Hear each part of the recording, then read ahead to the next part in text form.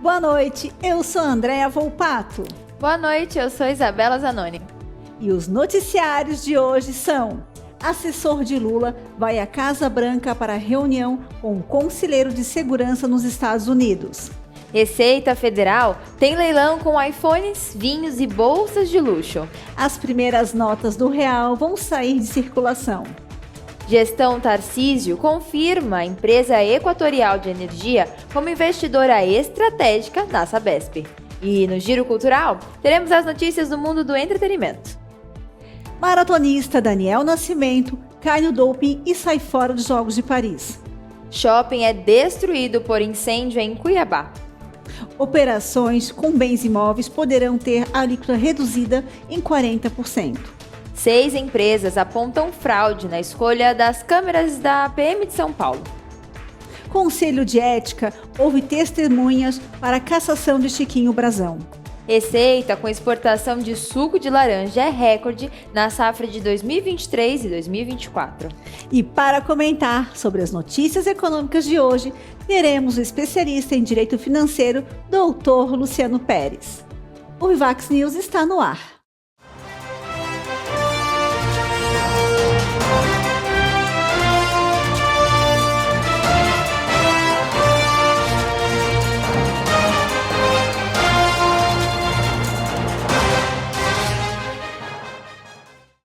Diplomacia.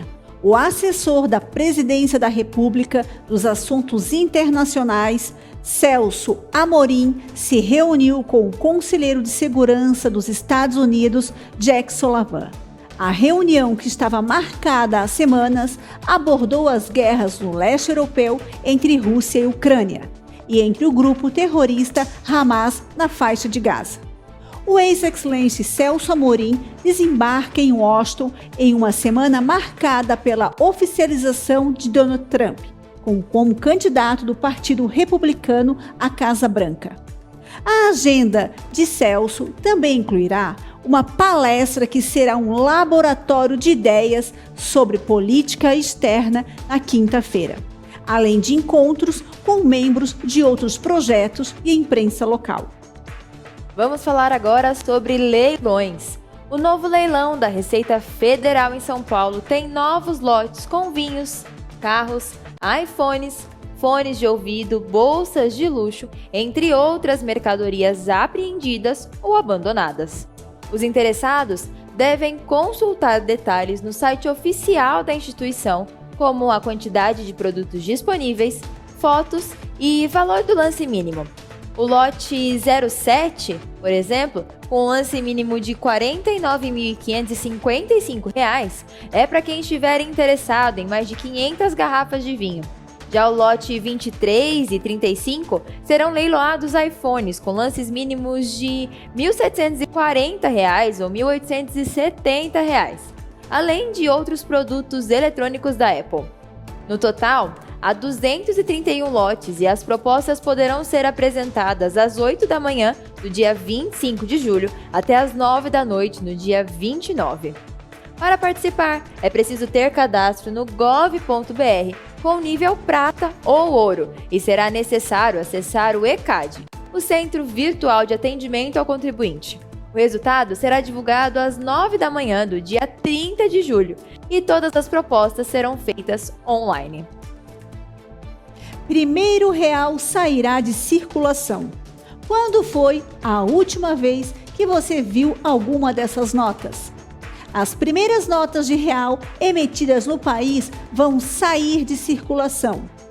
A informação consta em uma normativa publicada pelo Banco Central do Brasil. A orientação do Banco Central é que os bancos recolham as cédulas para que sejam substituídas por novas. Apesar da medida, as notas não vão perder a validade e podem ser utilizadas normalmente. De acordo com o Banco Central, as notas que estão em condições não adequadas geram dificuldades na logística para que toda a cadeia de execução dos serviços, entre caixas eletrônicos, máquinas de contadoras e outros equipamentos, poderiam ser utilizadas. A autoridade monetária informou que essas notas atualmente representam cerca de 3% do dinheiro em circulação. Vamos falar da estatização da Sabesp. O governo paulista confirmou o Fundo de Investimentos Equatorial Energia como investidor estratégica na Sabesp após cumprir requisitos previstos no prospecto de oferta pública para adquirir o bloco prioritário de 15% das ações da empresa. De acordo com a gestão Tarcísio de Freitas, o período de interesse de investidores pelas ações estratégicas da empresa foi finalizado na segunda-feira e teve a empresa como única interessada na oferta de ações. A oferta pública agora vai para a fase de precificação, quando será apurado o preço e o volume final da oferta. E também o resultado deverá ser anunciado na quinta-feira. A liquidação da oferta pública está prevista para o dia 22 de julho. O projeto de privatização da estatal prevê a redução de 0,5% e 1% para mais de 92% dos clientes da empresa no estado de São Paulo. A Sabesp tem 12,9 milhões de clientes no estado. Desse total, 403 mil são considerados em situação vulnerável e 555 mil, ou seja, beneficiários, da tarifa social. Agora, nós vamos convidar o Dr. Luciano Pérez para comentar sobre um fundo de investimentos e a oferta pública da estatal. Boa noite! Gratidão, Isa, pelas informações. É muito importante essa participação público-privada em todas as empresas dos setores governamentais. É com muito orgulho que nós recebemos a notícia do investidor estratégico da Sabesp. O que se procura com isso é um aumento da capacidade de investimento para que se possa cada vez mais levar melhores condições no oferecimento dos serviços públicos. E é claro que dentro dessa equação, fazer com que um serviço de melhor qualidade chegue à casa de todos os contribuintes, de toda a população paulistana, com um custo-benefício muito maior. Existe-se previsão de que dentro de uma fatia dos consumidores ocorra uma redução de pequenos pontos percentuais já num primeiro momento na própria fatura dos consumidores e, é claro, parabéns, governador Tarcísio, por essas iniciativas através dessas parcerias público-privadas que trazem dinheiro novo para que possam ser administrados, melhorando a qualidade no oferecimento dos serviços e, é claro, buscando cada vez mais uma diminuição nos custos e na conta dos consumidores. O que, se tivesse que ser feito com o capital próprio da entidade, faria com que nós tivéssemos um aumento aos consumidores para que esse investimento ele pudesse ser realizado. Então, andando de mãos dadas o público e o privado, nós teremos cada vez mais um crescimento sustentável da cidade de São Paulo, do estado de São Paulo. Retornamos com as notícias do Vivax News com a Andréa Volpato. Muito obrigada, Dr. Luciano, pelos excelentes comentários. Nós vamos agora para um rápido intervalo e no próximo bloco voltamos com o Giro Cultural.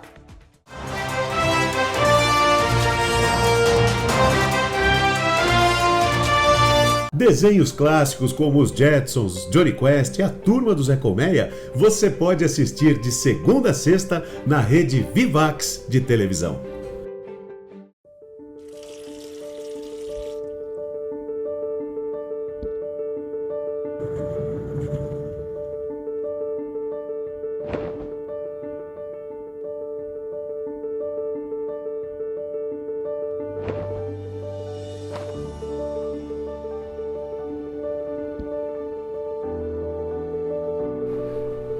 Há mais de 50 anos, tradição e qualidade nos definem. Temos como premissa a entrega de projetos personalizados, executados por equipe especializada em todas as etapas, desde o atendimento inicial até o pós-venda.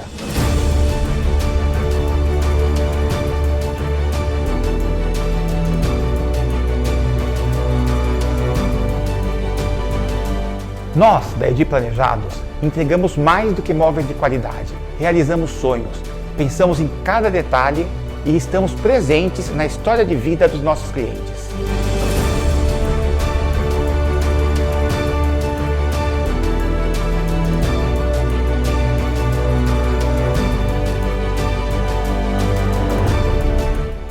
Tudo isso para participar e completar a sua vida no seu lar. Edi Planejados, mais do que móveis de qualidade, a sua história em cada detalhe.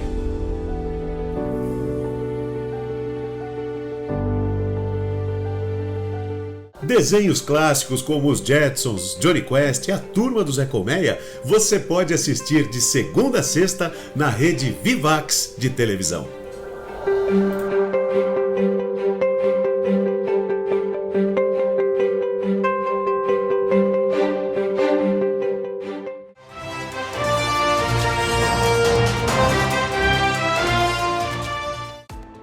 Estamos de volta com o Vivax News e vamos fazer agora um rápido giro cultural. Vou começar falando para vocês do Festival de Jogos Olímpicos no Brasil.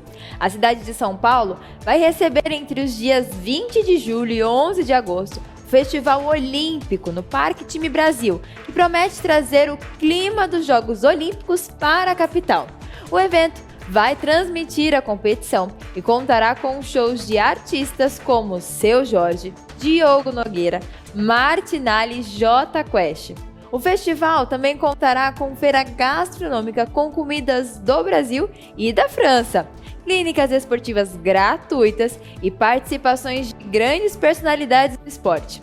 A expectativa é que cerca de 1,5 milhão de pessoas compareçam durante os 23 dias de programação.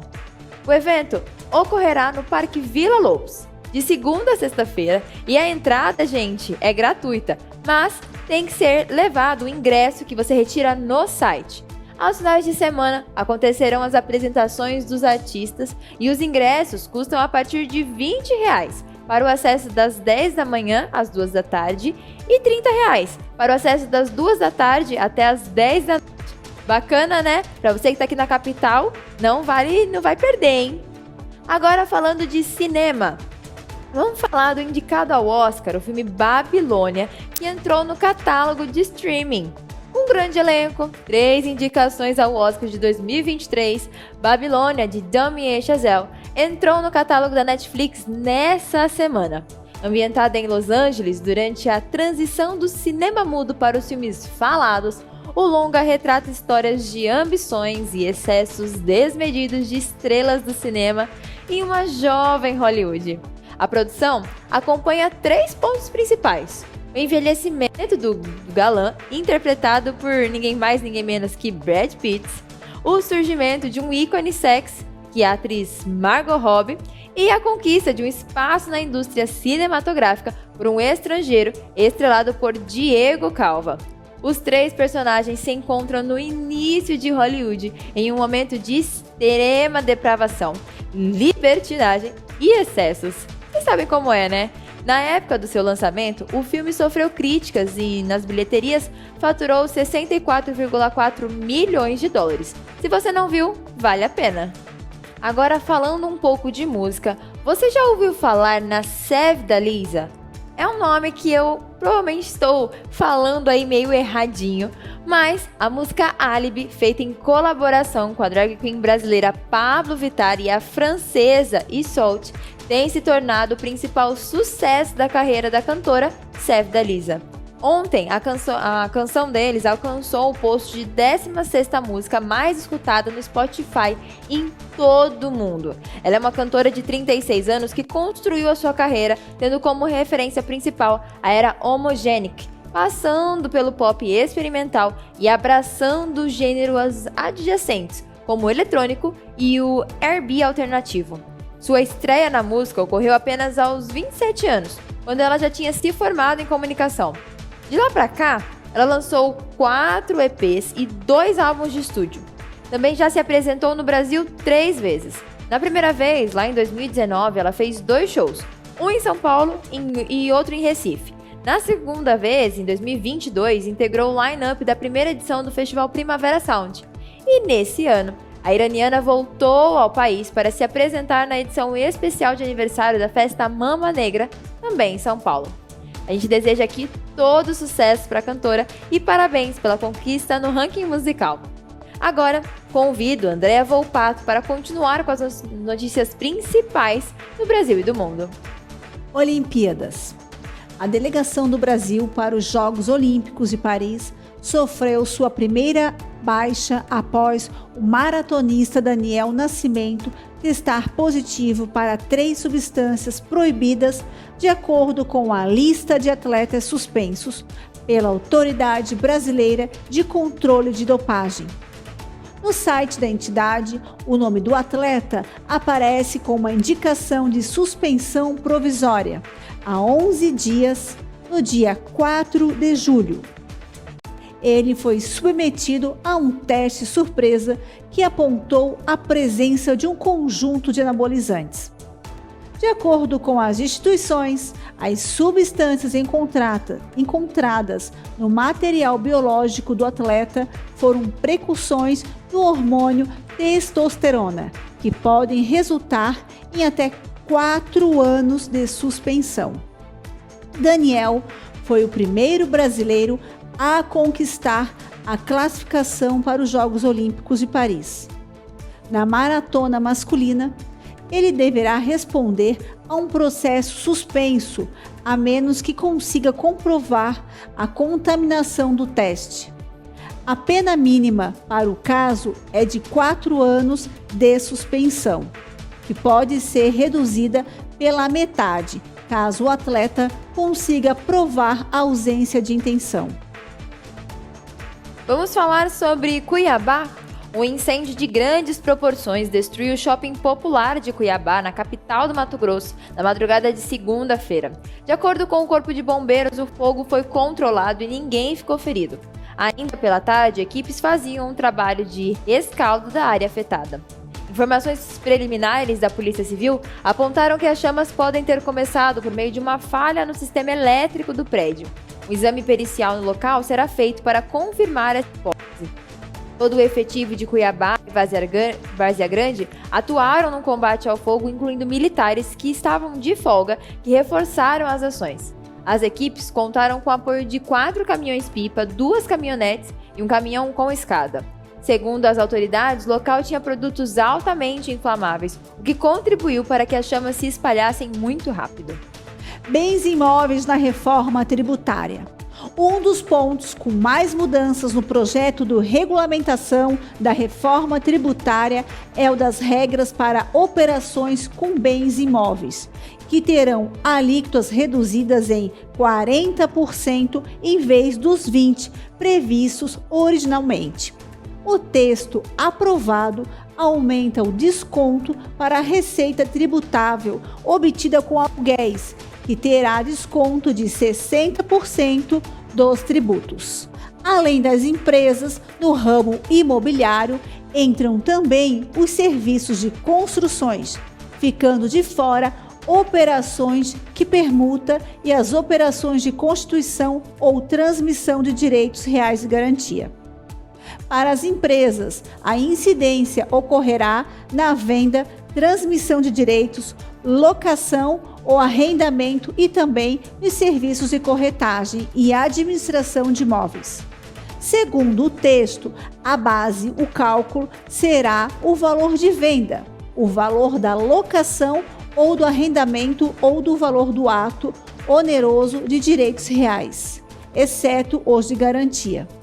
Caso a autoridade fiscal considerar que o valor das operações não é condizente com o de mercado ou estiver baseado em documentos sem fé, poderá iniciar procedimentos administrativos para determinar o valor a ser tributado, assegurado o contraditório e a ampla defesa em processos administrativos. Seguimos com os comentários do Dr. Luciano Pérez. E agora sobre a redução das alíquotas de imóveis. Boa noite, Andréa. Continua-se ainda as discussões no Congresso Nacional, na Câmara dos Deputados, acerca da reforma tributária. A última notícia que temos é a respeito de um aumento nos descontos relacionados às operações com bens móveis. O fato gerador certamente será quando o dinheiro da venda entrar, quando o dinheiro da locação entrar, e o objetivo é que cada vez mais, em virtude desse desconto majorado, é que se tenha capacidade de se fazer investimentos dentro da área da construção civil, fazendo com que o desenvolvimento ele chegue de uma forma muito mais rápida a todas as cidades brasileiras. O governo federal está fazendo a sua parte, com as respectivas adequações em cada um dos ramos de como ficará todas as alíquotas tributárias, e o que se prima sim é para que se diminua a carga tributária, o que em contrapartida vai se ter uma diminuição da arrecadação, e como eu sempre digo, os cuidados relacionados a isso tem que ser com uma diminuição dos custos, cortes públicos, cortes em todas as empresas estatais e governamentais, para que se possa chegar a uma respectiva equação. É claro que por mais que num primeiro momento o governo tenha determinado receio com esses descontos que serão operacionalizados, com a diminuição da arrecadação, eu em contrapartida sempre costumo dizer que a partir do momento em que mais dinheiro sobrar, mais investimentos vão ser realizados, e a partir desse momento aumenta-se a arrecadação em virtude do fato de mais valores estarem sendo investidos dentro do Brasil pelos empresários brasileiros e também pelos empresários do exterior que visam trazer o seu dinheiro para fazerem investimentos no Brasil. O que todos os investidores querem é uma segurança jurídica, uma segurança tributária e, é claro, pagar valores justos de tributos. Paga-se tributos aqueles que realmente têm que se pagar. Não podemos esquecer que, relacionado a muitas das vezes aquele jeitinho brasileiro de querer minimizar os impactos no pagamento dos tributos, eles podem ser fiscalizados através dos órgãos competentes, claro, sempre com direito ao contraditório nos processos administrativos, tudo de acordo com o devido processo legal. Afinal de contas, nós vivemos numa democracia e o Brasil tem que estar sempre entre os protagonistas do mundo em matéria de investimento. Então eu sempre indico, venham para o Brasil, invistam no Brasil, o governo federal está fazendo a sua parte e todos nós, população brasileira, aqueles que moramos aqui e amamos o nosso país, temos sempre, independente de ideologia política, estar de mãos dadas com o governo, acreditando que tudo sempre dará certo. Obrigada, Luciano, pelos excelentes comentários, e vamos para um rápido intervalo e voltamos em instantes com mais notícias.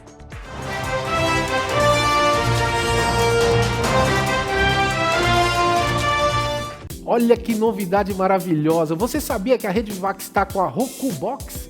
A Roku Box é um dispositivo que transforma a sua TV em TV Smart de verdade. Vá na sua loja no aplicativo e procure por Vivax. Baixe e você terá acesso a toda a nossa programação.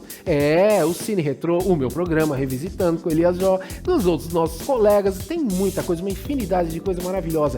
Não deixe de por esse dispositivo, acessar Rede Vivax e assistir nossa programação Rede Vivax, cada vez mais perto de você.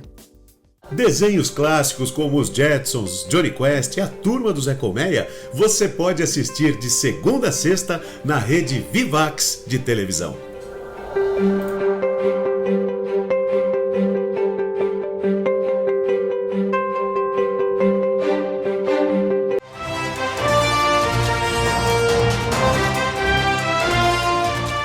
Estamos de volta com o Vivax News. Vamos falar um pouco sobre segurança pública.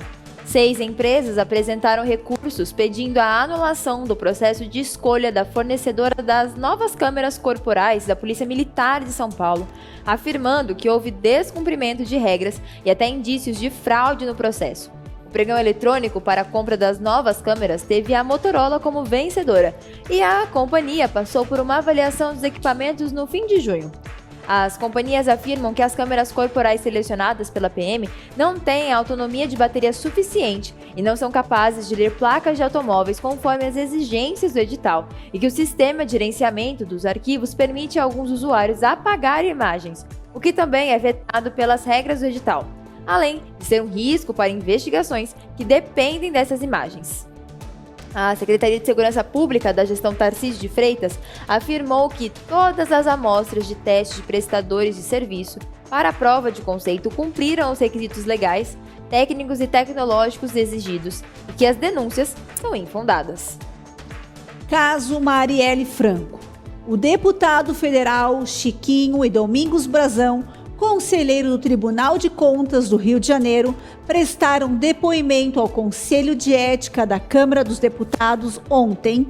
Os irmãos serão ouvidos no processo que pode resultar na cassação de Chiquinho Brazão.